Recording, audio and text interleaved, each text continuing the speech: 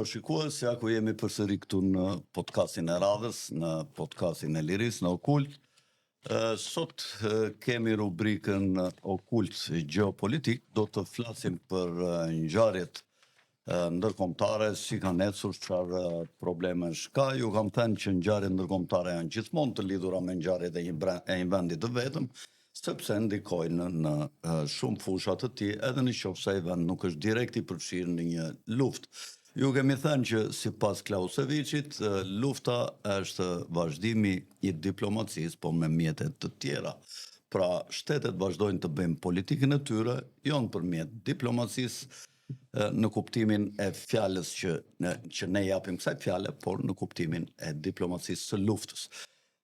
Para se t'ju prezantoj të ftuarin që kam kënaqësinë që e kam këtu, dua t'ju kujtoj të gjithë subscriberave që të mos harrojnë të bëjnë subscribe kanalit, të cilin e shikoni pa pagesë, por një mundim të vogël duhet ta bëni, të ngrini gurin e Sizifit të rendin që e keni këtu, ta hidhni gurin edhe një subscribe, është pa lek dhe ju njofton sa herë që ne bëjmë një emision.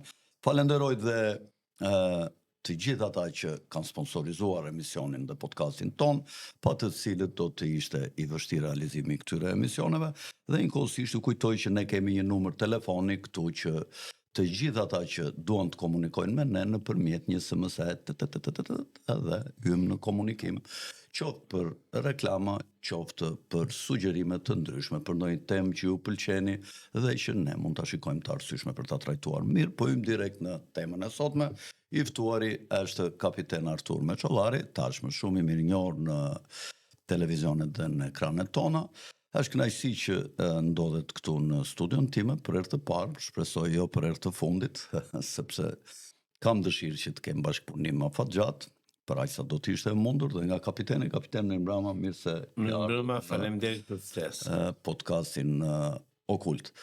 Siç u thash, rubrika është Okult Gjeopolitik dhe do të flasim për ngjarjet e ndryshme që kanë ndodhur dhe vazhdojnë të ndodhin në pikat më të nxehta të globit, siç është lufta në Ukrainë me Rusinë, NATO-s me Rusinë, me proxy war nëpërmjet Ukrainës, dhe lufta me proxy war e perëndimit në lindjen e mesme nëpërmjet Izraelit. Megjithse në këtë rastin e dytë nuk dihet kush është koburja, është perëndimi apo është Izraeli që realizojnë interesat e palës tjetër.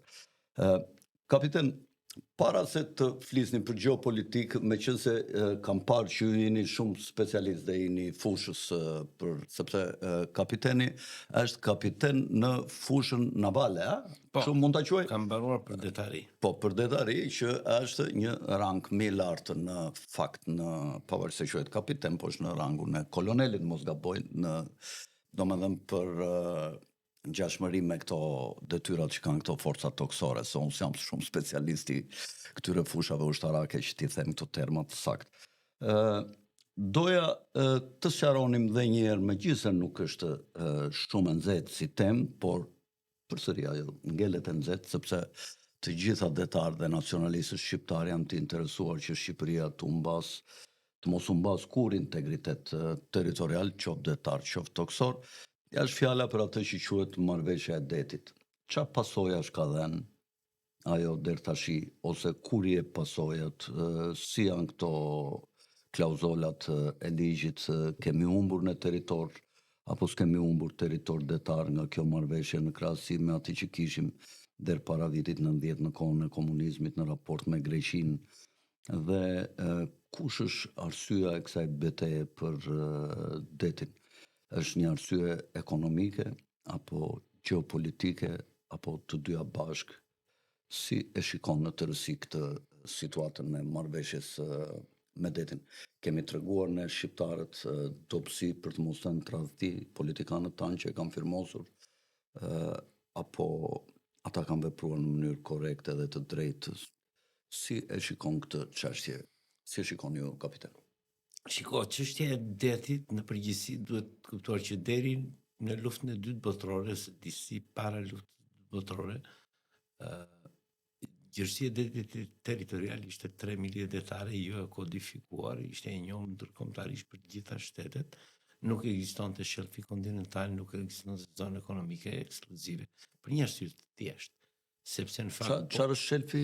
shelfi kontinental është tabani i fundit detit përdej detit territorial, kurse deri në distancën 200 milje, kurse zona ekonomike është kolona e ujit përtej detit territorial deri në 200 milje detare. Pra, përtej detit territorial zonat ndahen nën toka, ka tjetër kuptim, ka tjetër jurisdiksion dhe mbi toka që deti ka tjetër jurisdiksion, kjo quhet zonë ekonomike ekskluzive, kurse nën toka quhet shelf kontinental. Por deri në luftën e dytë botërore nuk ekzistoni fare si terma. Arsyeja është e thjeshtë, sepse nuk ishte zhvilluar eksplorimi i burimeve nëndetare.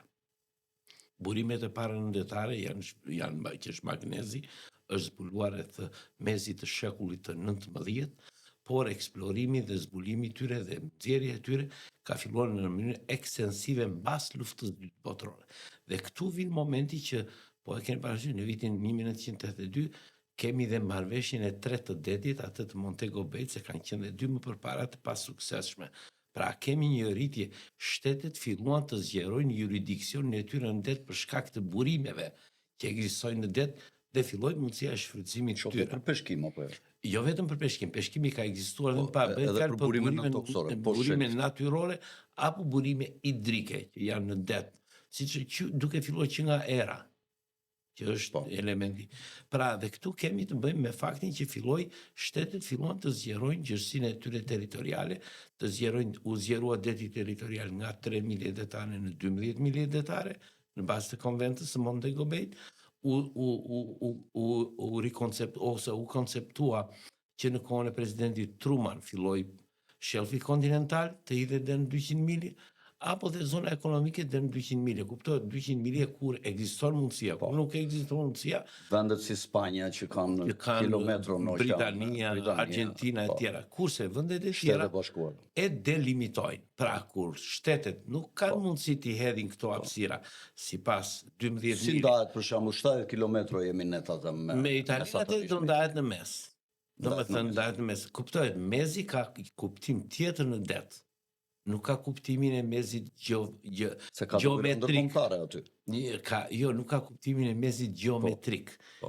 Domethënë, do ta shpjegoj çik më vonë, por këtu vim në momentin që shtetet fillojnë të delimitojnë hapësirat detare dhe kjo histori e delimitimit ka filluar që nga viti 1900 mbas luftës së dytë botërore dhe vazhdon akoma. Ka akoma shtete që nuk i kanë delimituar. Ne i kemi njojtur me fshinjit para viteve 90 këto hapësirat detare që na takonin? Jo, ne nuk kemi pasur. Neve marrëveshja e parë detare që ka bërë Shqipëria me një shtet fqinj është e vitit 1992. Me Italinë. Kjo është marrëveshja e parë dhe e vetme që ne kemi për hapësirat detare. Si është ajo marrëveshje? Është mbi bazë reciprociteti? Është mbi bazë reciprociteti dhe ajo marrëveshje tash është ndarë në mënyrë geometrike e drejtë, geometrikisht e barabartë për një arsye të vetme, sepse të dy vendet kanë të njëjtin konfiguracion bregdetar. E kanë homogjen pa ishuj dhe kur shmanget, kur vendet nuk kanë, kur kanë gjeografi ose bregdet homogen, nga ndarje e drejt shkon në ndarje të barabartë midis palëve. Dhe ajo është një ndarje, është një rast i thjesht për të ndarë, sepse është ndarje geometrikisht e barabartë, pra është ndarje, dhe është e vetmja marrëveshje që ne kemi në historinë tonë marrëveshje detare. Greqia përfiton nga këto ishujt e vegjël që ka. Greqia është rast i veçantë për shkak sepse Greqia vetë nuk ka një bregdet homogjen. Shqipëria ka bregdet homogjen, kurse Greqia dhe në rastin kur dy shtete, njëri është homogjen dhe tjetri jo homogjen, prioritet ose përparësi ka shteti me bregdet homogjen. Dhe kjo është arsyeja pse marrëveshja e 2009 u rrëzua nga gjykata kushtetuese sepse ajo nuk u bë sipas një ndarje të drejtë. Pra ku vendi bregdetar me bregdet homogjen të kishte më shumë sipërfaqe se sa vendi me ishuj. U ndarë në mënyrë të barabartë një lloj si marrëveshja e një vitit 1992. Pra u bën ndarje e barabartë geometrikisht. Në këtë mënyrë ne kemi humbur sipërfaqe për shkak të mënyrës së ndarjes. Është e njëjta gjë që ta kuptoj Në qoftë se Po tash kjo është në gjykatë ndërkombëtare. jo, që urëzuar nga gjykata kushtetuese. Është një lloj si Dakor, po sikur është tash në këto gjykata ndërkombëtare. jo, shiko, që të jemi katër janë momentet kryesore në lidhje me Greqinë. Në lidhje me Greqinë, katër janë momentet kryesore në historinë tonë, duke filluar nga viti 2007. Ndarja e detit me Greqinë ose delimitimi ka filluar në vitin 2007 me një urdhër të kryeministit Sali Berisha. E urdhër i cili në fakt është atakuar dhe nga gjykata kushtetuese. Gjithsesi është një Normal, çështje. Sali Berisha gjithmonë ka patur shumë frikë ta grekët. Është një çështje Çdo tjetër. gjë që ti kërkonin e u jepte vetëm Dhe ajo po vetëm të rinë në pushtet në të zenin. e kanë të gjithë politika të njëjtin Po parim. dhe këta, ky tjetri dhe Savanin, Tash ti, çfarë ndodh? Nga viti 2007, katër janë momentet kryesore të rëndësishme. dytëshitur ndaj tuaj. Po politikanë që janë dora e zgjatur e ndërkombëtarëve këtu, jo nuk mendojnë fare për shqiptarët, vetëm për të ruajtur pasurinë e tyre, se kështu është kur je i korruptuar, pastaj stelenat aty gëzosh parat. Edhe detyrohesh pastaj çfarë doni peqe lepe. Për parantezë, Më fal se të ndërprem. Jo, s'ka problem, për parantezë kam një histori me senator Pellin në Amerikë, është një nga senatorët më të famshëm. Po. Ka qenë deri ditën që vdiq, ishte senator, rizidej, ka qenë oficeri rrojës brigjetare dhe babai i drejtë shtetare në Amerikë. Dhe njëherë kur isha në kolegj në Amerikë, erdhi na bajti një ligjërat, 2 orë, një bashkëbisedime dhe në fund bëi një pyetje. Tha, cili është objektivi i një senatori, tha, gjatë kohës që është i zgjedhur. Ne ishim 46 studentë nga 46 vendet të botës, secili jepte opinionin e tij. Thoshte interesi kombëtar, siguria kombëtare, mirëqenia e qytetarëve. Dhe fundit dhe kryesorja. Por në fund ai tha të gjitha janë të vërteta, tha, por duhen balancuar tha me një objektiv të vetëm që ka senatori, tha, si të rizgjidet. Pra, ideja është këtu që të gjithë politikanët kanë një objektiv, si të rizgjiden. Çështja është si duhet balancojnë interesat kombëtare me fakti që duhet të rizgjiden përsëri, domethënë, këtu e kemi të zbalancuar këtë element. Kjo është që desha të thosha. Pasi çdo politikan do të Tash marrëveshja e detit domethënë ka rënë dhe ne s'kemi marrëveshje me grekët. Ne nuk kemi sot marrëveshje me grekët, sepse marrëveshja e vitit 2009 e bën nga qeveria e Sali Berishës, ra nga gjykata kushtetuese. Dhe nga Luli. Okej, nga qeveria e Sali Berishës, që ministri i jashtëm ishte Lulzim Basha e tjera. Ajo u atakuar në disa pika, pra më thënë gjykata kushtetuese e rrëzoi jo vetëm në thel, por dhe vetëm në procedurë. Falenderojmë të gjithë ata gjyqtarët që kanë dhënë atë vendim. Ata gjyqtarët kanë qenë njerëzit me integritetin më të lartë në një moment shumë të vështirë, në një presion politik. Ne s'kemi shtet, po Shqipëria këta njerëz duhet i respektoj shumë gjatë kohës që dalin pension. Dhe erëzoi gjykata. Tash në vitin 2018 nisën përsëri negociata. Në këtë rast, kryeministri në Greqi nuk ishte më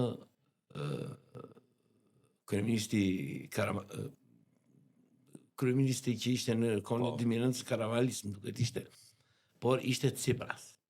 Tsipras ishte më liberal nga natyra dhe u ra dakord që deri në vitin 2017 Greqia nuk e kishte pranuar vendimin e gjykatës kushtetuese, thoshte bashkë kemi një marrëveshje, një draft marrëveshje të firmosur nga 2 ministrat e jashtëm. Gjithsesi në vitin 2018 abuzonin me këtë që marrëveshja ndërkombëtare prevalon dhe është bërë në kushtet e mirëbesimit. Megjithatë në 2017 ata vendosën që të njohin vendimin e gjykatës kushtetuese dhe të fillojnë negociatat nga e para, nga baza zero. Për këtë qëllim u ngrit një grup negociator në Ministrinë e Jashtme, u firmos nga presidenti së kohë Ilir Meta, edhe pse rezistoi që të mos e firmoste, sepse e kuptoi. Çfarë firmosi? Autorizimin e grupit negociator për bërjen e negociatave, rezistoi që mos ta firmoste, për arsye politike, sepse e kuptoi që do ishte një. Kush ishte ky Vengoja, ishte atje? Jo, nuk ishte. Atë kohë ministri ishte Ditmir Bushati. Ditmiri është njëri i besuar, po ky Vengoja është. Dhe Vengu ishte drejtor kabinetit, atë nuk kishte lidhje fare, nuk kishte asnjë lidhje me marrëveshjen. Dora gjatur asfalis në qeveri. Nuk kishte lidhje me marrëveshjen, që jemi realist. Ora, je urdhra fshehur azi ky Vengoja Ramës apo ja? Si ta merr mendje? Jo. Të beson? domethënë tash unë nuk e di, po unë Unë di them mos këtë veliajn e ka goditur ky vengo, Rama e ka goditur me urdhër të vengos, nga sfalia grek. Kështu mendoj unë. Okej, këto kot një janë hipotezë. hipoteza, por jam i bindur që vëngu është ushtar i bindur i Ramës. Gjithsesi, edhe u ngrit grupi negociator dhe u bën negociatat e para. Negociatat arritën deri në momentin final. Pra, nëse do të arrijë dhe një dakordsi e fundit, marrëveshja do të ishte e zauruar. U arrit teksti i draft marrëveshjes. Kush është kryetari i këtij grupit? Kryetari i këtij grupi ka qenë Armand Skapi dhe Ylber Dogjani nga Ministri i Mbrojtjes që ishte në atë kohë ka qenë komandanti i forcës zdetare. Këta kanë qenë kryetar, bashkëkryetar ka Si qenë kish ky i pari? Armand Skapi, që sot është sekretari i përgjithshëm i Ministrisë së Jashtme. Dhe u arrit në një, pra u realizuan të gjitha objektivat ose kërkesat e vendimit të gjykatës. Po çka marr ky Piroja atje domethënë. Ministri i Jashtëm. Apo Jo, ky është i mbrojtjes? jo, Piro është i mbrojtjes. Është i mbrojtjes. Kupton, ka kaluar në sektorin më të vështirë se më përpara. Edhe Grekët flen të qetë tash. Kanë kufirin i kanë hequr gjithë forcat tash i lënë ndërtë.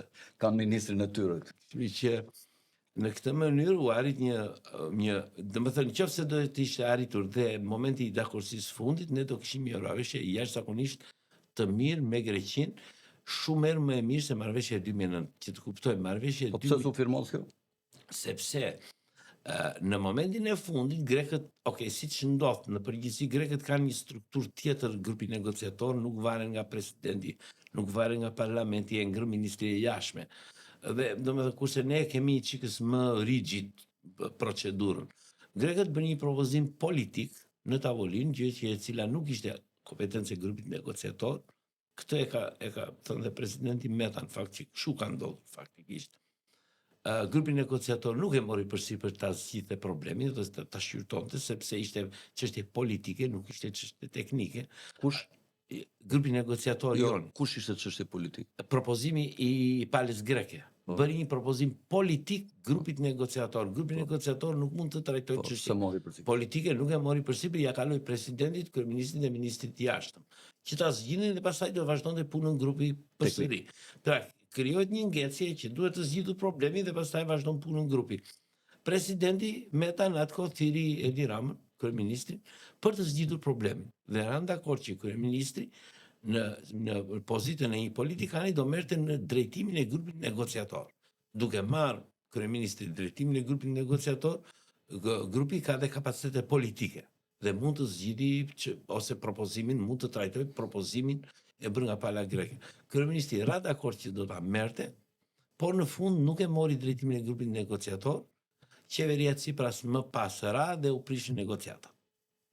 Po se kishte mandatin në fundit dhe ja kanë ndaluar atë. Jo, problemi është që mos diskreditohesh tash që të marrësh një mandat, mos e merr tash. Është një praktike e kryeministit Rama që në përgjithësi i arrin qëllimet, por nuk e firma, domethënë ka frikë të hedhë firma, domethënë edhe kjo është, po çikosh të gjitha vendimet që janë marrë në Shqipëri. Këtë kishte edhe Nanoja. Nanoja nuk i the firma kollaj. E kupton, dhe prandaj ngeci problemi. Mbas kësaj, mbasi erdhi qeveria, tash erdhi në pushtet qeveria e Bakojanis. Pra, e njëjta qeveri, e njëjta parti dhe kryeministri Mitsotakis. Atëherë kryeministri Mitsotakis ndryshoi taktik. Nuk e njeh më negociatat e vitit 2018. Dhe këtu vjen momenti që bën marrëveshjen politike me kryeministin Rama në 20 tetor 2020, kur ka ardhur Diasi në Tiranë. Dhe kanë rënë dakord që të venë në Hag. Po. Këtu tani vjen drejta. Në Hag çka kërkojnë? Ja të ta shpjegoj. Është baza e marrëveshjes e vjetër. Ja të ta shpjegoj. Të drejtën për të vajtur, e drejta ose vajtja në Hag është një vendim politik. Pra që i takon dhe kryeministit ta marrë. Po. Por çështja është modalitetet për të vajtur në Hag nuk janë kompetencë e kryeministit. Janë kompetencë e grupit negociator që duhet të ngrihet. Pra duhet të ngrihet përsëri, sepse palët për të vajtur në Hag për një marrëveshje detare duhet të bëjnë një marrëveshje. Paraqitin opsionet e tyre. Jo, duhet të bëjnë një marrëveshje speciale. Bëhet marrëveshje. një lloj si bëhet një marrëveshje, sikur se kemi vajtur për incidentin e kanalit Korfuzit në 48-ën. Kemi bërë një marrëveshje speciale ku i kemi paraqitur gjykatës 2 pyetje. Dhe në këtë rast, 2 qeverit, 2 shtetet duhet të bënin një marrëveshje speciale ku duhet i paraqesin gjykatës çfarë pyetje kërkojnë të zgjidhë gjykata dhe gjykata e merr në shqyrtim. Kemi të bëjmë me një proces civil, që do të thotë gjykata merr në shqyrtim atë që duan palët, jo të gjithë. Tash kryeministri ka rënë dakord me Dendiasin ta çojë të gjithë çështjen në Hag, jo ato që kanë ngelur pa u zgjidhur në 2018-ën. Që do të thotë që të dyja palët kanë rënë dakord që nuk e njohin negociatat e vitit 2018. Por në fakt ato negociata janë bërë në kushtet e mirëbesimit. E para, e dyta, në qoftë se neve vemi në Hag për të gjithë çështjen, siç thot kryeministri, që në fakt nuk është kompetencë e tij, do vej gjithë çështja apo do vej një pjesë e çështjes, por është kompetencë e grupit negociator që nuk është ngritur akoma. Pra, ai ka marrë vendim për një grup negociator që nuk është ngritur akoma. Ne kemi 2 humbje të rëndësishme në Hag. E para u mbasin vijnë e drejt bazë, që është bashkimi kep më kep që quhet normalisht, e cila në vitin 2009 nuk është marrë në shqyrtim, por është njohur nga pala greke në vitin 2018 dhe ka një efekt 40 km2 në delimitimin e hapësirave detare. Pra vetëm për shkak të vijës drejt bazë, për kësaj vije, ne fitojmë 40 km2, e kemi fituar gja. 40 km. Pastaj duhet të bëjmë ndarja e drejtë, që do të fitojmë akoma dhe sipas ndarjes së drejtë. Në qoftë se neve do të vemi në Hag sipas asaj dakordësie që ka rënë kryeministri, ne kemi humbur 40 km2. Pse?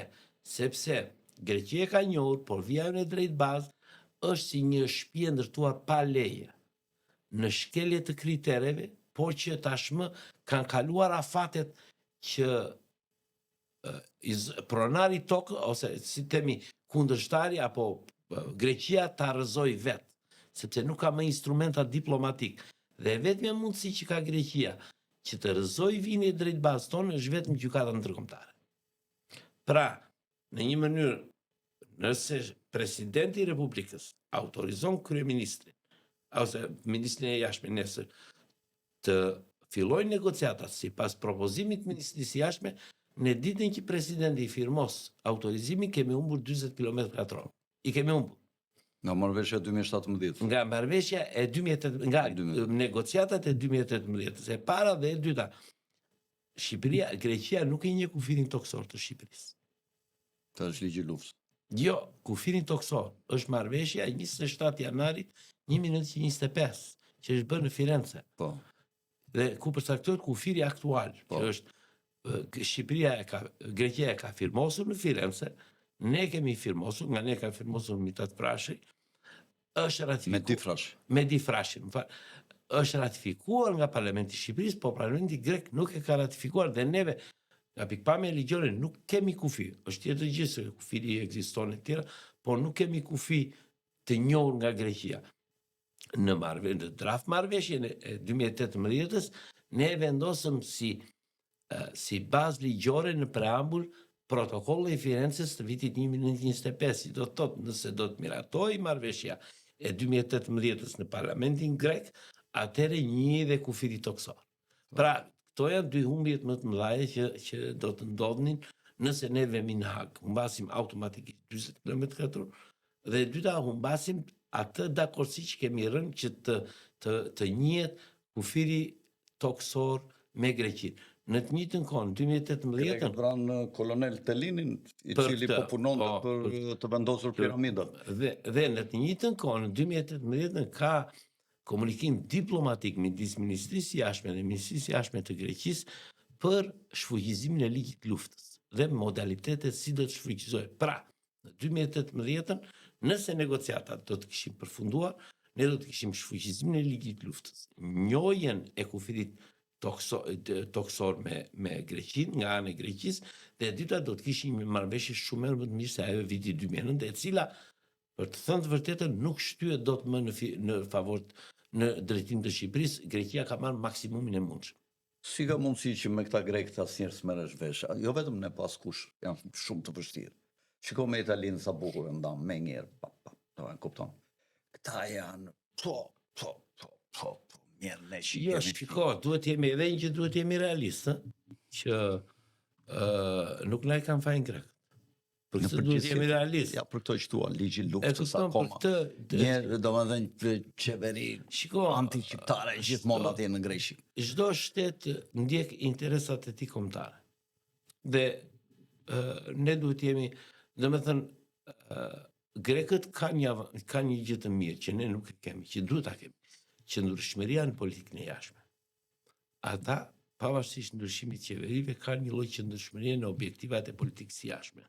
I kanë përcaktuar që në vitin 1990 dhe vazhdojnë të ndjekin kurse ne ndryshojmë objektivat e politikës së jashtme të Kanë ato shtetit. prioritetet e politikave të sigurisë që Domethënë, i ndjekin në vazhdimsi, nuk i kanë partijak. Nuk i kanë partijak. Pikërisht kjo është arsye që ne Shteti duhet serios i ka këtë është një gjëra, shtet serios. ata i kanë këto kolonat, i kanë shoviniste në raport me ne. në rast se je i dobët, kushdo mund të të shfrytëzojë.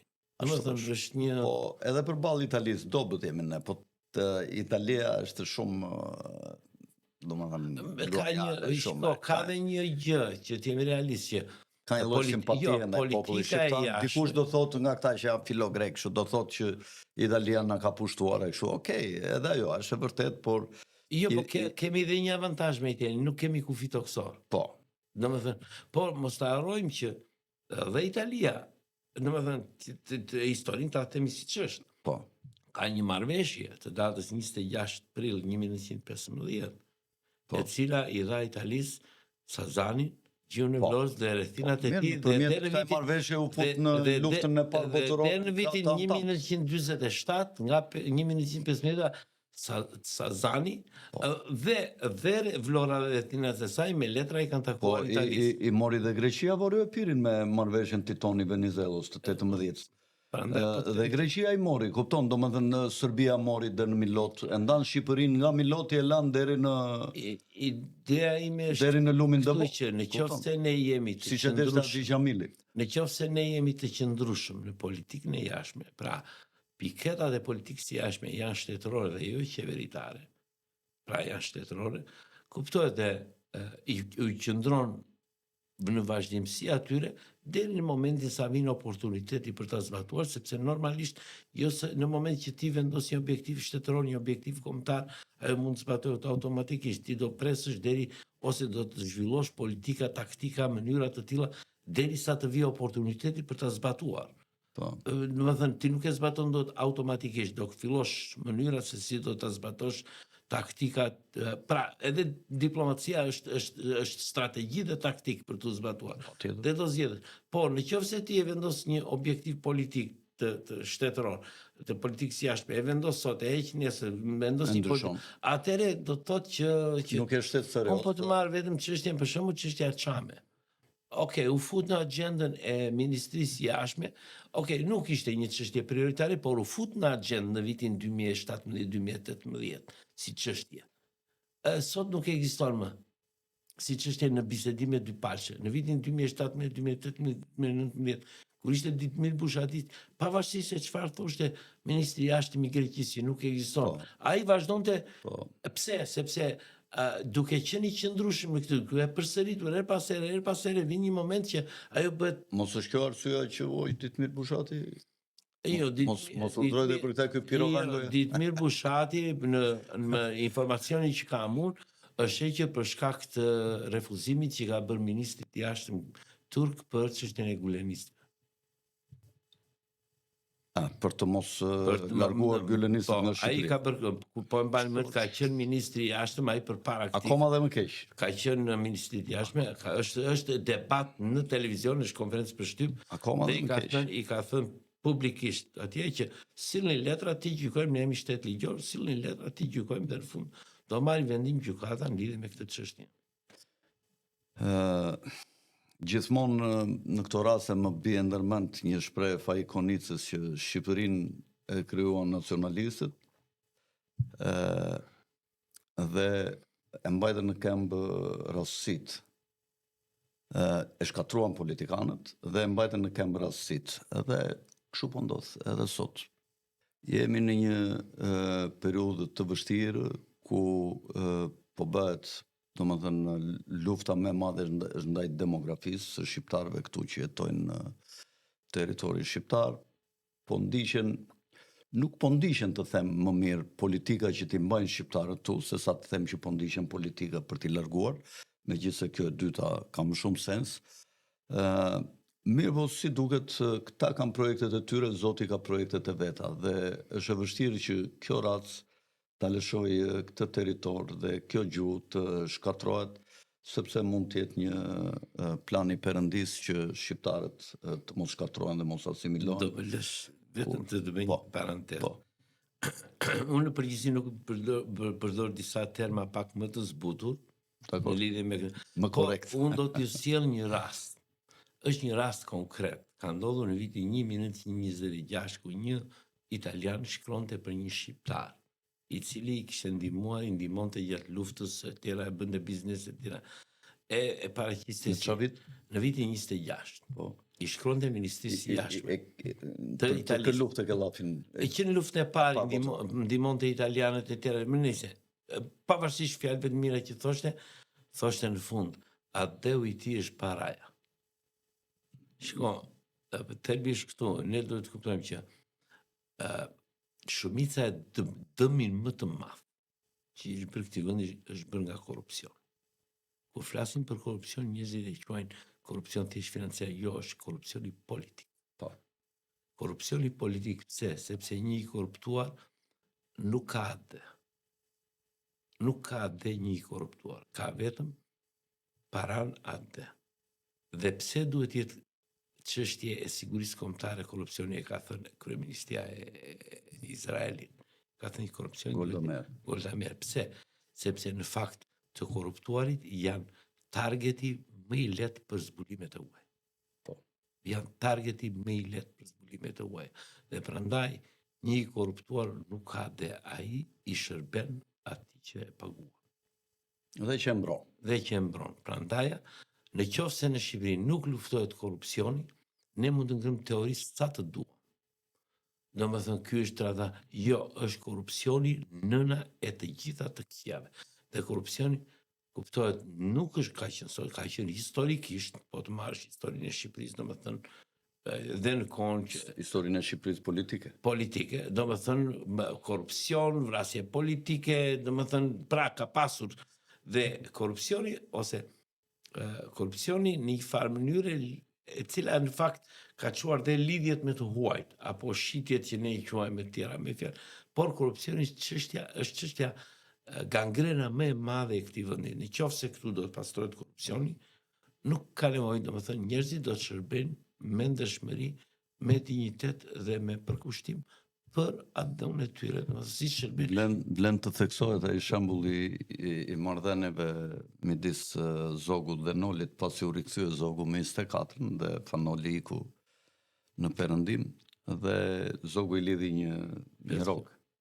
Edhe kur i thanë, si lidhe rrogë këtij armiku tënd politik, tha, po sa ta paguajnë tjerë dhe të punoj kundër Shqipërisë. Më mirë paguajnë. Më mirë, po e paguajmë ne, tha, që të mos punoj kundër Shqipërisë, kurse lufta politike është tjetër gjë, le të vazhdoj. Pra ka treguar një lloj niveli në këndvështrimin që pati në marrëdhëniet në raportin midis dy politikanëve kryesorë që ishin atë kohë. Mirë, kjo temë gjithmonë, megjithëse ne nuk e kishim parashikuar që ti ishte të zgjaste kaq, por besoj që kemi plotësuar atë kurreshtjen e shumë shqiptarëve të cilët një lloj si dhe ne kanë shqetësim të punën e kufimëve, sepse janë nga gjërat më të rëndësishme, popujt kanë derdhur gjakun lumë për të mbrojtur territoret dhe kufinë e tyre. Dhe kjo është një gjë normale që kjo biseda që bëm neve. Të flasim një çik për ngjarjet që po vazhdojnë, luftën që po vazhdon në Ukrainë, duket sikur Rusia po invadon dhe i shtuar oreksi nga ato regionet që deklaronte rusisht folse që deklaronte në fillim Putini, janë mbledhur 2 herë në Stamboll, kanë bërë bisedime, kanë treguar, kanë pasur disa akte humanizmit, duke shkëmbyer ato robrit që kanë kapur të njëri tjetrit dhe të burgosurve. Tash i Putini po bën thirrje për një bisedim të tretë, një raund të tretë në Stamboll dhe ka premtuar dërgimin e 3.000 robërve të cilët ndodhen në krahun rus të ukrainasve. Mirëpo Zelenski nuk ndërkombëtarët perëndimorët nuk kanë shprehur akoma mendim.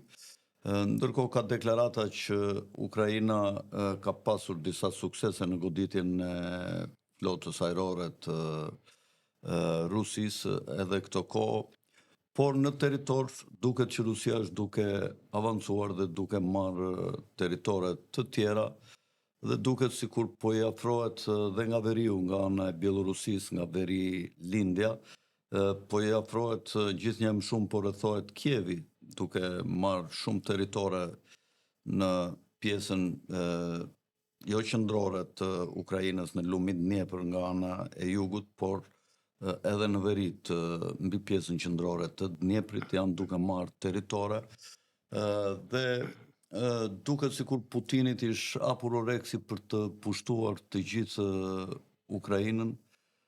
Çfarë po ndodh, si e shikon situatën në terren dhe si e mendon kapiten, kjo është kështu siç duket, po apo ka marrëveshje midis Trumpit dhe Putinit se deri ku do arrihet në territor, që nga ana tjetër evropianët po përpiqen ta ndalojnë këtë marrëveshje nëse ajo ekziston, për t'i lënë më shumë toka Rusisë, dhe Evropa po ndihmon me të gjitha fuqitë dhe mundësitë e saj, sidomos Londra, Britania e Madhe, për ta frenuar Rusinë, ndërsa Trumpi bën deklarata të tilla, ti lëm çunat zien edhe pak, edhe pastaj dojmë ti ndajmë. Si e shikon këtë skenën e luftës?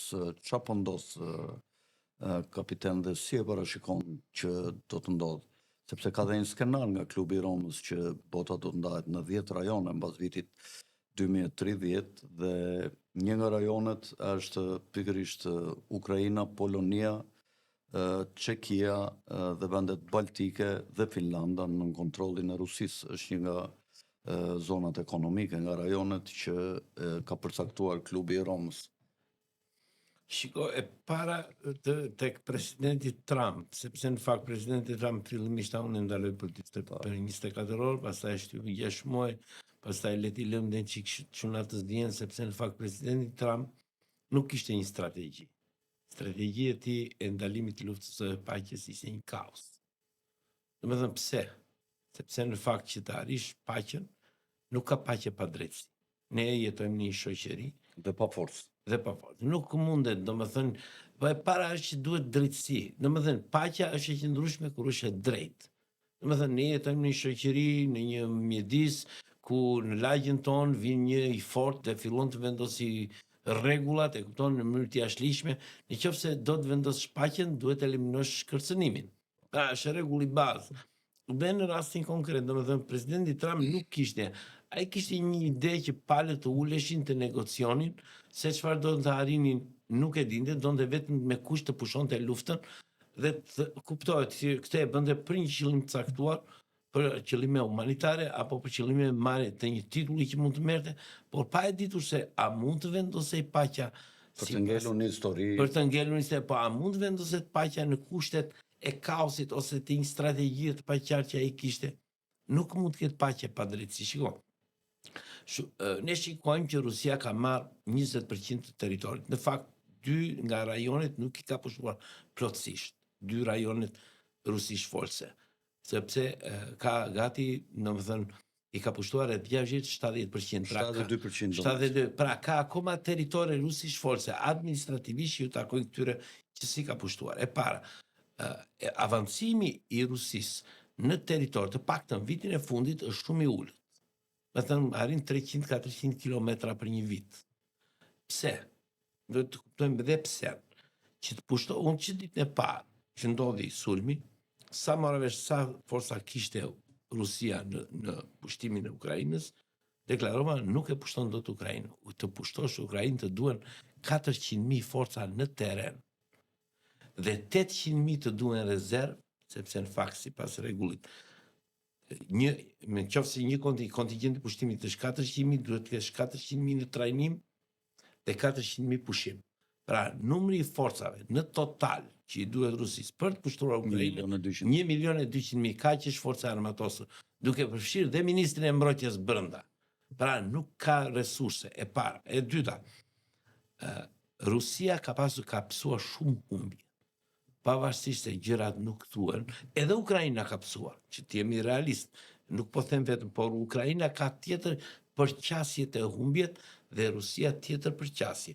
Sepse Rusia është duke luftuar në një territor tjetër. Dhe në sulm. Dhe në sulm. Kurse Ukraina është në mbrojtje dhe në territorin e saj. Pra, të humbësh 50.000, 60.000 forca brenda 3 vjetëve, dhe të humbësh 12 general brenda 3 vjetëve, dhe të humbësh 1/3 e flotës, të humbësh 1/3 e avionëve strategjik, të pushtohet një territor prej 1.000 km2 që s'është pushtuar nga viti 1941 nga lufta e dytë botërore. Këto janë humbje të cilat në fakt, ose disfata të cilat kanë ndikuar në moralin e brendshëm të popullsisë, pavarësisht se ne nuk kemi shumë informacion, pasi në fakt Rusia ka bllokuar daljen e informacionit dhe është normal në situatë lufte ka kufizime të medias. Askush nuk mund të thotë jo, media është e lirë, në vendet në luftë, media nuk është e lirë. Ky është postulat, nuk është se, por thelbi qëndron që Dezinformacion. Ka dhe dezinformacion e tjera. Por një njeri i cili është në gjendje të lexojë disa elemente, është në gjendje të bëj puzzle-in bashkë. Dhe Rusia duke psuar humbje kaq të mëdha, nuk është në gjendje të përballojë dot humbje të tjera.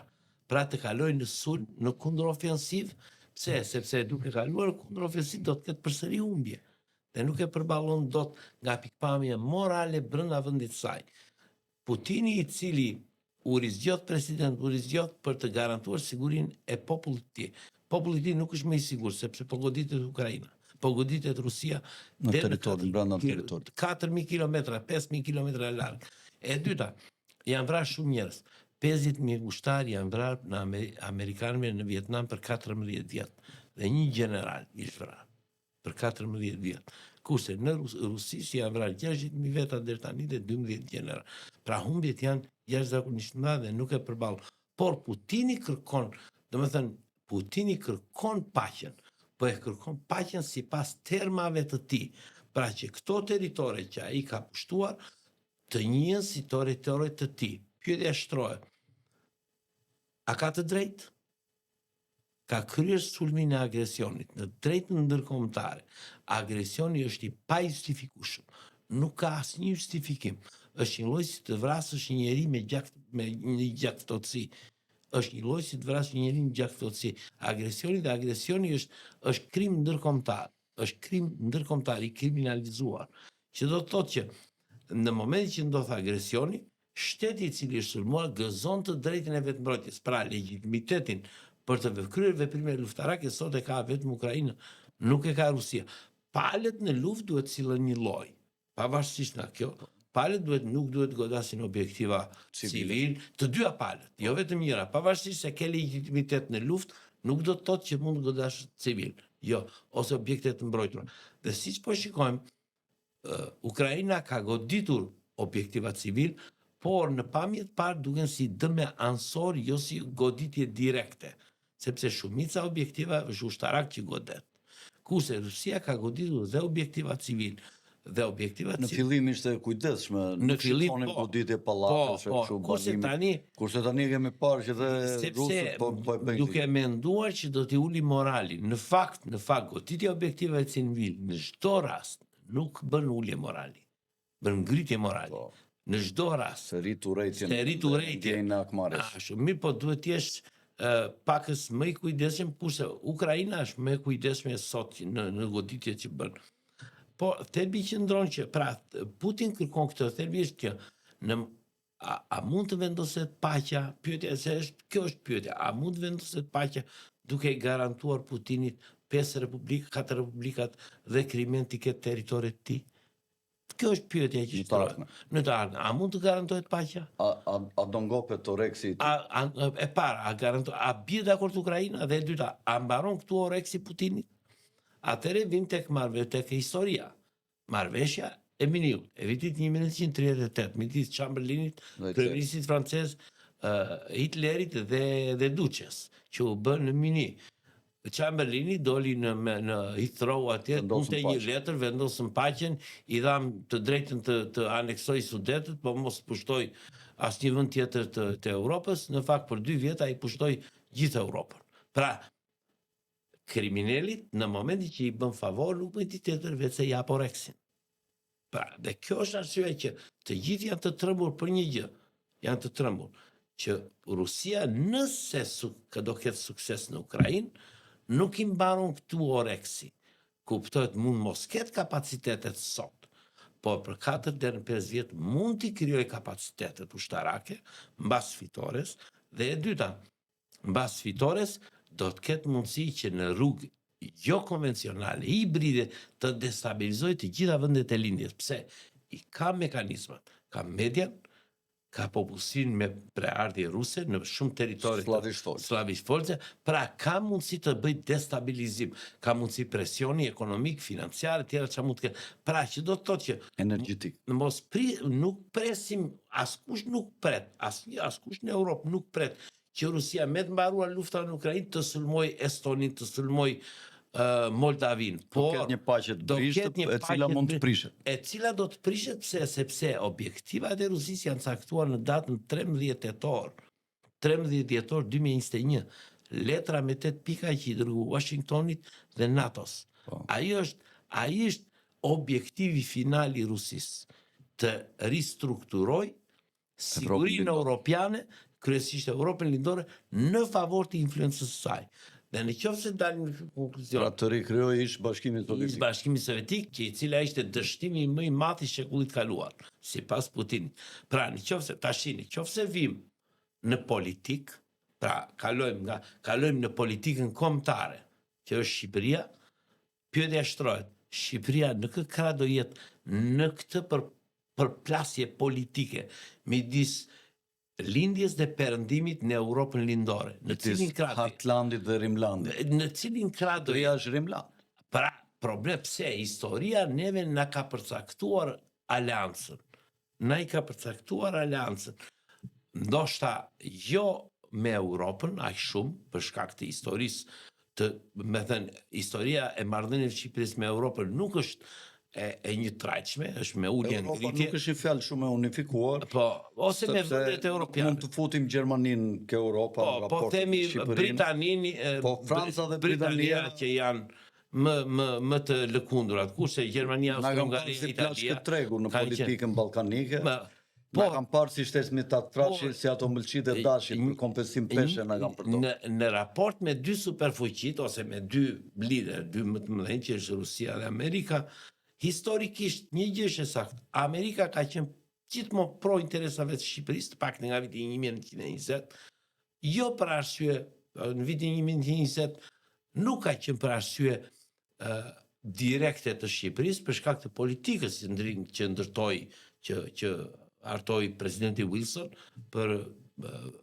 në përkrahje të vendeve koloniale për të sfiduar botën ose fuqitë botërore të kohës, dhe tjetra lufta në Kosovë, e cila në fakt është një moment kyç në historinë e Shqipërisë. Kurse Rusia ka qenë historikisht jo aleate e Shqipërisë. Sepse në parim miku i armiku tim nuk mund të jetë miku im. Shiko kapiten se ju i dini më mirë po unë kam një shtëpi botuese, Helga Sikris, dhe kam votuar librin bazë të geopolitikave që është Mackinder, i cili ka bërë 2 paqe botërore dhe ai theksonte që në kohën e Athinës së lashtë, politikat u ndanë në Rimland dhe në Hartland. Hartland janë fuqitë toksore, të cilat kanë burime të mëdha. Kanë mundësi, kanë pyje, kanë minerale, kanë lumenj, kanë mundësi të fuqizojnë ekonominë e tyre, kurse vendet detare kryesisht bazohen ke deti. Dhe u kryuan ato dy lidhjet, lidhja e Delosit dhe lidhja e Spartanëve. Dhe u bë lufta ku Atlandi fitoi dhe Spartanët 40 vjet e mbajtën nën kontroll Athinën. Dhe që në atë kohë ka lindur nevoja që vendet detare gjithmonë ato që kanë det të jenë në koalicion me njëra tjetrën për të mbrojtur nga rreziku i Hartlandit. Hartlandi është sot Rusia e sotme. Dhe Mackintosh ka pasur një postulat shumë të bukur. Ai theshte, kush zotëron Evropën lindore, zotëron tokë zemrën. Kush zotëron tokë zemrën, që është Rusia domethënë, zotëron ishullin e botës, që është Euroazia. Kush zotëron ishullin e botës, Euroazin, kontrollon botën. Pra, qitë lufta bëhet për Evropën lindore gjithmonë, midis Hartlandit dhe Rimlandit. Dhe ne jemi të përcaktuar dhe të zgjedhur nga perëndimi në këtë betejë të madhe me Hartlandin për ekuilibra botëror, jemi të përzgjedhur nga fati gjeografik dhe ne, përveç këtyre fakteve të tjera që ne me rusët, me slavët, kemi një luftë ekzistenciale për shkak edhe të fesë, për shkak të dëshirës së tyre për ekspansion territorial nëpërmjet serbëve këtu në Ballkan. Por edhe nëpërmjet botës ortodokse, siç janë rumunët dhe grekët. Dhe lufta është komplekse, është etnike, fetare, religjioze, është dhe gjeografike. Po, më falë, por në fund është politike. Dhe politike, pa tjetër. Në fund është konkluzioni është politik. Ta kam pasur rusët në kohën e carit, kam pasur një kombëtar që i kishte shkruar Lermontovi. Dhe Lermontovi në një varg thot, trupi memës Rusi, thot, do t'i lagë këmbët, thot, në dy detet që ne e ndërojmë, thot, që është deti Adriatik dhe deti Egje. Pra, Pjetri Madhe përfytyron të memën Rusi si njeri të shtrirë me duar të hapura në artë dhe këmbët i lagte në këto dy dete. Por ata kur nuk do të vinë do të Egje dhe kur nuk do të vinë në Adriatik. Është fati unë i keq që kemi slavët dhe rusët në kufirin lindor, botën slavë ortodokse, dhe është fati unë i mirë që në krahun tjetër kemi dhe jemi Rimland dhe kemi botën e Rimlandit që është dhe bota me civilizuar, që është lokomotiva e trenit të historisë së popujve, të paktën këto 300 vjetët e fundit.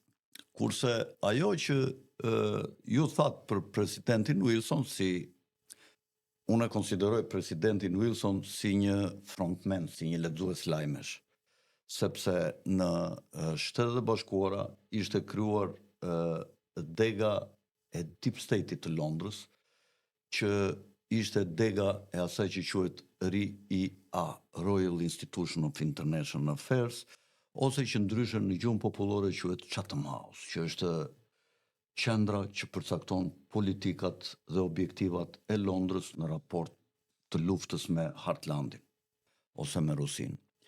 Dhe dega që u krijuan Shtetet e Bashkuara në vitin 1915-16 u quajt CFR, ju e keni dëgjuar, Council on Foreign Relations, të cilën në atë kohë e drejtonte koloneli Edward House, që ishte njeriu më i fuqishëm i Deep State-it në Shtetet e Bashkuara. Çfarë është Deep State-i për mua? Deep State-i është leva që përdor Anglia kundër popujve të tjerë të fuqishëm për t'i mbajtur në kontroll. City of London. City of London është bashkimi i një koke të shqiponjës që është koka politike që mban sovranitetin e perandorisë britanike, që është familja Windsor, dhe koka tjetër është koka financiare, që është familja Rothschild. Dhe këto janë të organizuara në 1 milje katror, atje në City of London, brenda në Londër. Dhe këta kanë krijuar kudo Deep State, kurse vetëm në anglisë ka Deep State, në britanisë ka Deep State. Në çdo vend tjetër ka Deep State. Çfarë është Deep State-i? Është instrumenti që përdor Britania me të shkolluarit në influenca ka në çdo. Dhe e kam fjalën këtu, ajo që sollin luftën e parë botërore Wilsoni ishte presidenti i parë i kapur nga Deep State-i në Shtetet e Bashkuara. Dhe pikat ja dha CFR-ja, Council on Foreign Relations. Këta globalistët, kur nuk kanë pushtet, përpiqen të krijojnë tek popujt të dalin si të mirë dhe kryojnë idera të ndryshme. Kur ishin perandorit, këta dolën liri, parazit, vllazërit, gjithë jemi të barabartë. Dhe popujt u ngritën në për revolucione, nga revolucioni burgjes francez, revolucioni tetorit. Dalin me termat e humanizmit, dalin me termat e rilindjes, të shkojmë në epokat e mëparshme të Athinës dhe të Romës, ku lulëzonte dia, këtu ka obskurantizëm, perandorët janë terët, sjellin errësirë mbi kombet, prandaj duhet i shkatrojmë dhe ti diversifikojmë, ti coptojmë nëpërmjet ideve kombëtare. Nga idet perandorake ku popujt jetonin bashk, i coptojnë dhe i bëjnë shumë kombe. Pastaj fillon procesi kundërt, nga ndarja dhe tkurja fillon bashkimi dhe unifikimi. Do bëjmë bashkimin evropian, do bëjmë NATO, do bëjmë, por me një kusht, jo perandorët, do jemi ne, Londra, kupton? Shiko, në qoftë vemi tek teoria Kjo është gjithë historia e me 2-3 minuta. Antikolonializmi dhe kuptoj, por shiko, në çdo periudhë influencat nuk mund të shmangin. Janë të mëdha, janë të vogla, influencat në procesin e vendimmarrjes nuk mund të shmangin. Por një gjë është e vërtetë, që aktin final të vendimit e ka ai që kryen detyrën, pavarësisht influencave. Një dhe e dyta, vendimmarrja ka disa elementë, domethënë cilët janë elementë të dukshëm. Kush janë elementet? E para, çdo vendimmarrje ka efekt kolateral. Vendimmarrja dhe efekti kolateral nuk duhet të tekaloj objektivin e arritur. Nëse e ke kalon objektivin e arritur, atëherë ky nuk është vendimi i drejtë, pra duhet të ketë këtë element dhe e dyta duhet merret në kohë. Kosto dhe përfitimi. Kosto dhe përfitimi. Pra duhet nëse kosto është më e madhe se pas përfitimi është gjithë gabuar. Është gjithë gabuar. Nëse ti vendimin e merr në një kohë jo të duhur, nuk e merr në kohën e duhur, vendimi i drejtë nuk është ai që merret në kohën optimale, merret që në kohën e duhur. Atëherë kur e do koha. Pra, por influencat nuk mund të përjashtohen. Tash dhe presion. Nuk mund të presion, ne jemi në shtëpi dhe të gjithë kanë nga një opinion në lidhje me çështjen, në vend duhet të balancosh të gjithë opinionet edhe të marrësh një vendim. Ti harmonizosh. Pra, këto nuk mund të përjashtohen. Por thelbi është këtu që në fundit vendimmarrjet kur dalim te kolonializmi, pse duhet copëzuar? Sepse copëzimi është më i lehtë për të kontrolluar. Pse duhet bashkuar? Se do bashkanizuarit on ata. Pse duhet bashkuar më vonë? Sepse pra, ishte objektivi, duhet arritur objektivi. Mjeti me të cilin ai do të arrinte, kishte një objektiv. Kush duhet të sfidonte fuqitë aktuale globale që ishin në atë periudhë, ishin 6 fuqi, aq njëshin. Në ato që merrnin vendimet pa pyetur njerin, nuk ishte institucione ndërkombëtare, ishin sovran, merrnin vendim jugu i Shqipërisë t'i kaloj Greqisë, veriu t'i kaloj këtij, nuk pyetën njeriu, mblodhen në Londër dhe vendosën. Por vendosën dhe rregullat, disa rregulla të cilat në fakt ishin parashikuar se u ngrit lidhja e kombeve. Okej, kontrollohen nga amerikanët. Është normale që ai që merr, ai që krijon, që sponsorizon, ai që jep më shumë lek, ai ka dhe në çdo kohë ka mundësinë e influencimit. Pra është rregull bazë. Pra, por u krijuan disa rregulla dhe vijuan deri me Kombet e Bashkuara, me Kartën e Kombeve të Bashkuara, për cilën sot neve në fakt ka shumë vërejtje se si funksionon Kombet e Bashkuara, por desha të them që ka funksionuar një lloj, ka një trend të zhvillimit të drejtës ndërkombëtare, se si ka evoluar dhe të rolit të fuqive. Këtu dalim tek raporti midis Shtetit Bashkuar të Amerikës dhe Rusisë. Midis dy fuqive. Rusia historikisht ka qenë fuqi kontinentale, asnjëherë fuqi globale. Pse? Sepse mbas i doli fuqia britanike, ndryshoi koncepti i fuqisë globale. Kush kontrollon detin, kontrollon tokën. Nëse nuk kontrollon detin, nuk kontrollon dot tokën. Pse? Sepse në fakt nga deti mund të influencosh tokën.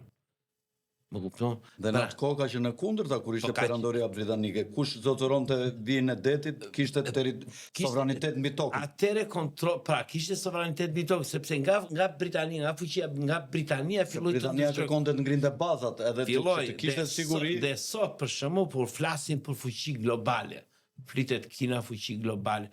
Okej, kanë fuqi globale për disa instrumentat politikës, po themi në diplomaci, në ekonomi, në informacion, por jo në ushtri. Në ushtri akoma nuk e ka kaluar në fazën e fuqisë globale. Pse? Kur Kina mund të jetë fuqi globale? Kur të jetë në gjendje të ushtroj ose të depërtoj influencën e saj dhe me fuqinë ushtarake në të gjithë globin. Në qoftë se sot Kina ka 20%, 30% të GDP të buxhetit mbrojtjes të Shteteve të Bashkuara, 30-35%, dhe e dyta nuk ka akses në gjithë Ka më pak 180 milion. 280 milion, 220, 230, 220 me sa di unë, dhe Amerika ka 1 trilion. Okej, e ka 850-900, tek 1 trilion i vetë afërsi. Pra jemi te 30-35, po e marrim 30%. Pra, por nuk ka akses në oqeanin botror, sepse nuk ka baza logjistike. Marrim Rusia është, Kina ka akses në oqeanin botror nga pikpamja e rrukalimeve, por nuk ka lëvizshmëri të forcës që S'ka kontroll. S'ka kontroll. Marrim Rusinë. Rusia është një vend i bllokuar nga pikpamja e aksesit në oqean. Ke detin e Veriut, i cili 6 muaj të vitit nuk është i lëndrueshëm. Detin e Zi që bllokohet. Ke detin e Zi që e ka bllokuar Bosfori, ke detin Baltik që e ka bllokuar NATO. I vetmi akses që ka në oqeanin botror është Vladivostok. Nuk ka lidhje me Deti Zi ka lidhje me oqeanin botror. Okej, edhe deti Baltik, po problemi është i ka të Deti Baltik është i Danimarka. Ngushticat të Danezë. deti Baltik, më fal, tash se the deti Kaspik, më fal. Jo, deti Baltik, pra në ngushticat tani, pra i ka të gjitha të kontrolluara. E vetmja dalje në det akses të lirë është vetëm Vladivostok ose lindja e largët, ku në fakt Rusia nga pikpamje gjeografike është shkëputur për shkak të hapësirave të paanë që ka. Pra jemi në kushtet Shafër me Alaskën aty. është afër me Alaskën. Pra jemi në kushtet që Po, a është vërtet afër me Alaskën? po është disa milje. Sipas konceptit të artës të tokës sferë. Po, Po, është nëse tokë nuk është sferë, është e sheshtë, siç mendohet, janë dy cepat tashi me ekstrem. ne kemi foto, bën kushdo foto nga ajri. Nuk po të fut në këtë temë, po unë nuk e mendoj që janë afër shumë larg. Që problemi është që dhe këtu vim tek strategjia e Trumpit. Trumpi, unë nuk e gjykoj që Trumpi nga pikpamja strategjike e kishte gabim. Taktikisht veproi pse në fakt që në lidhje me luftën në Ukrainë. Që mendoj që rolin, sepse në fakt lufta në Ukrainë nuk është thjesht lufta në Ukrainë, është fati i së ardhmes. Fati i së ardhmes i raporteve Kin-Rusi, Kin-Amerikë do të varet nga lufta në Ukrainë.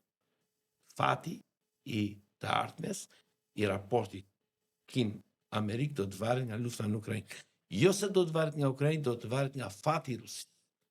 Dhe këtu vim tek teoria e babait të diplomacisë, i cili amerikane, i cili donte të ndante Kissingerit, i cili i të teorinë e ndarjes së Kinës nga Rusia.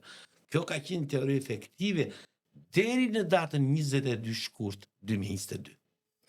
Por çfarë ndodhi? 2022 shkurti ishte gabimi fatal që bëri Rusia.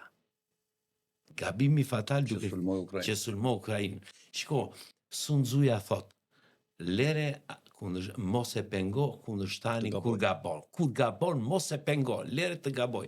Dhe vendimi i datës 22 shkurt ishte vendimi fatal i cili në fakt kaloi nga teoria e ndarjes së Rusisë nga Kina në teorinë e eliminimit të fuqisë të Rusisë. Pra, në rast se eliminohet. Ti mendon që Rusia do dështojë, do me thënë, Rusia mund të ashty në kohë për shkak të politikës Trumpit, të kaosit në politikën e jashtme, por Rusia ka vetëm një fat. Vetëm një fat. Ose do të jetë një vend neutral, ose do të jetë një vend i NATO-s, aleat i NATO-s. Fati i Rusisë, ky do të jetë fati më i mirë dhe i Rusisë, pasi në fakt aleanca e saj me Kinën nuk është një aleancë e qëndrueshme. Dhe në fakt Rusisë është bërë kjo kërkesë në vitin 97, nga NATO për të për të filluar integrimin, ka pasur dhe një komision Rusi-NATO për të rritur marrëveshje. Fut në G7. Po, u fut nga G7-u pra ofertat kanë qenë të jashtëzakonshme që Rusia të ndryshonte politikën e saj të jashtme. Pra Rusia mund të jetë një fuqi kontinentale, por nuk mund të sfidoj fuqinë globale. Sot kemi Francën dhe Anglinë që dikur kanë qenë fuqi botërore. Sot bashkëjetojnë si dy fuqi kontinentale. Pra nuk ekziston mundësia e ekzistencës e bashkëjetesës së fuqive në një raport të caktuar gjeografik. Dhe Rusia shumë mirë mund të jetë një fuqi kontinentale, por Rusia si mendoni ju, si do të ndodhë ky ndryshim i Rusisë të përmjet forcës apo interesit, apo do të mundet Rusia, nga kush do të mundet që...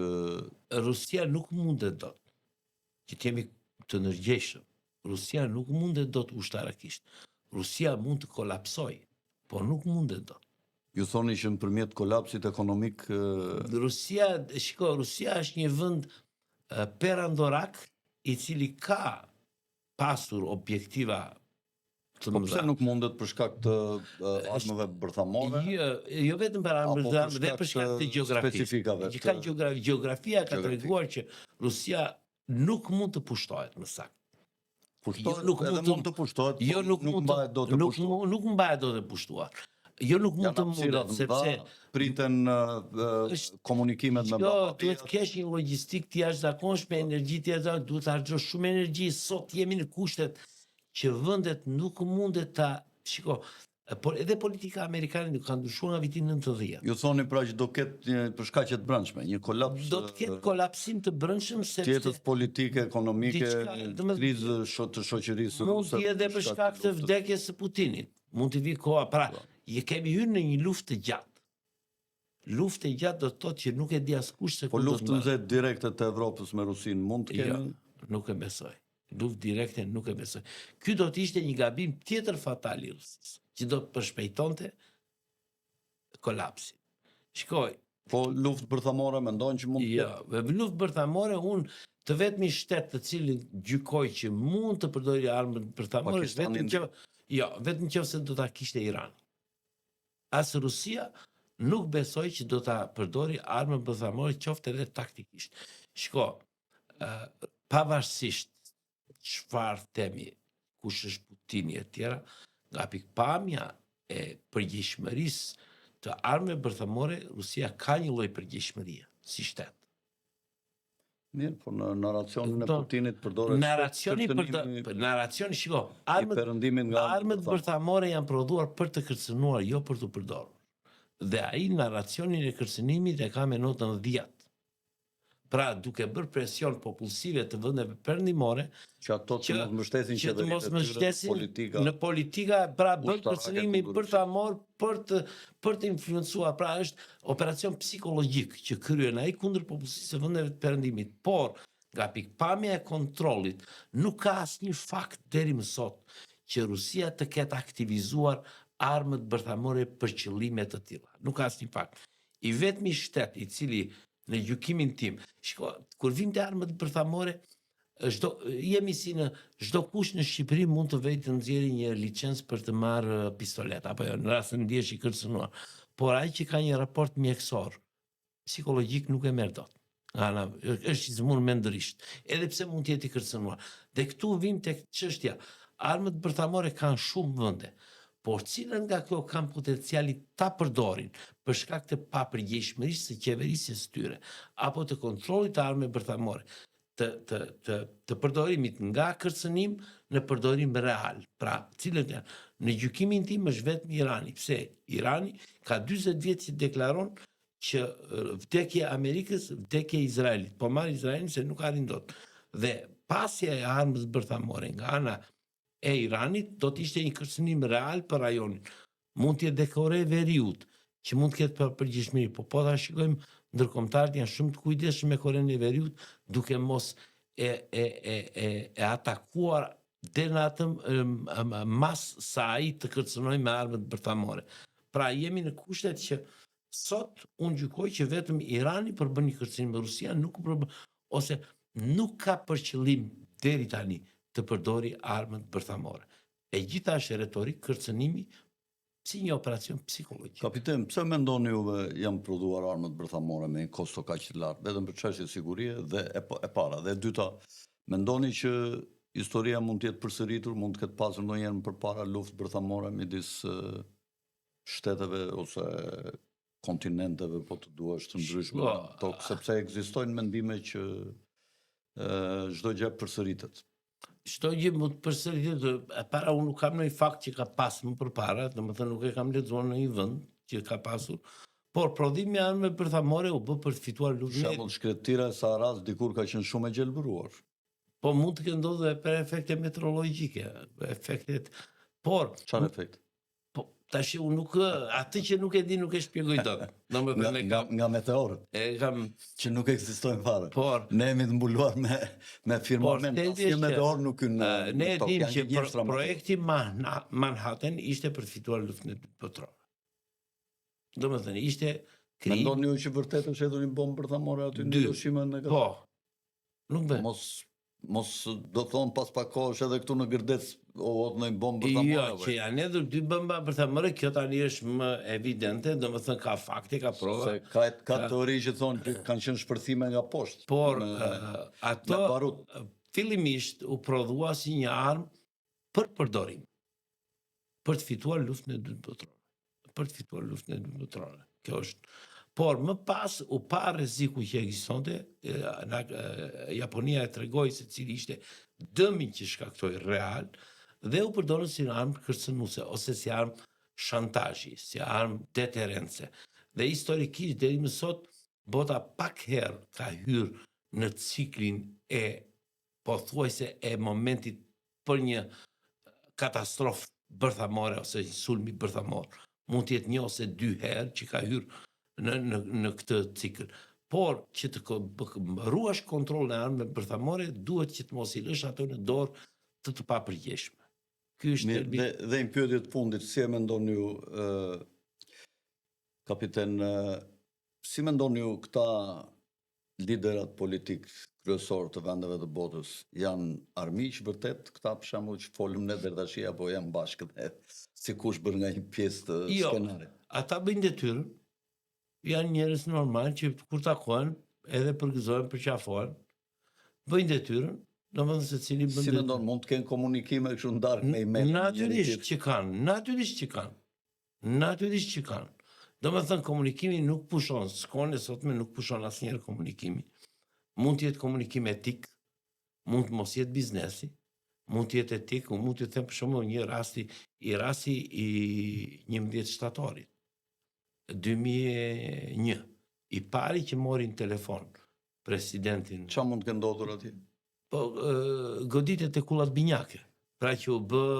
Ora të pyes, ky Netanyahu ka bërë atë librin Lufta kundër terrorizmit në vitin 95.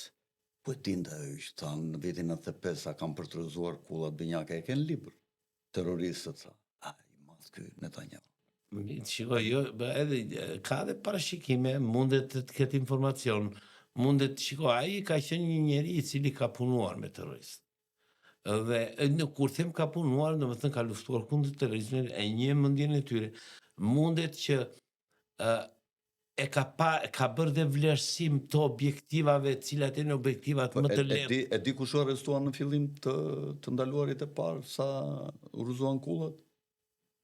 Ishin 5 qifut u arrestuan, ishin mosha të reja, me një fugon të bardh, ishin duke formuar gëzimin e kullave dhe sot po dalin edhe vërteta se kush e ka duke u egzaltuar, duke tirur nga gëzimi, dhe një grua i denoncoi që pas skenën, i denoncoi dhe erdhi arrestoi policia, dhe dolën shumë prova që ata kishin qenë aty brenda. Natyrisht, sepse sot po del edhe çështja e Kennedy-t, po dalin fakte të reja se kush e ka bërë apo si ka ndodhur, pra nuk përjashtohet asnjë mundësi që dhe e brejt të caktuar të kenë qenë të përfshirë deri në një nivel të caktuar. Ndoshta jo për të vepruar, por për të kontrolluar operacionin. Pra, kanë pasur në kontroll operacionin në mënyrë të tillë, por thelbi është që liderët punojnë, komunikojnë, jam janë etik me njëri tjetrin për çdo rast, dërgojnë mesazhe, falenderimi, urimi e tjera. Pra, kjo është mënyra se si ata vijojnë të mbajnë komunikimin. Mbajtja e komunikimit është thelbësore, por një gjë është e vërtet, që miq janë vetëm liderët të cilët shtetet e tyre janë mike. Nuk mund të kesh mik liderin e një shteti jo mik. Të gjithë ata që bëjnë deklaratat të tilla, siç është Trumpi apo edhe kryeministri jonë në një rast, domethënë nuk është e vërtet.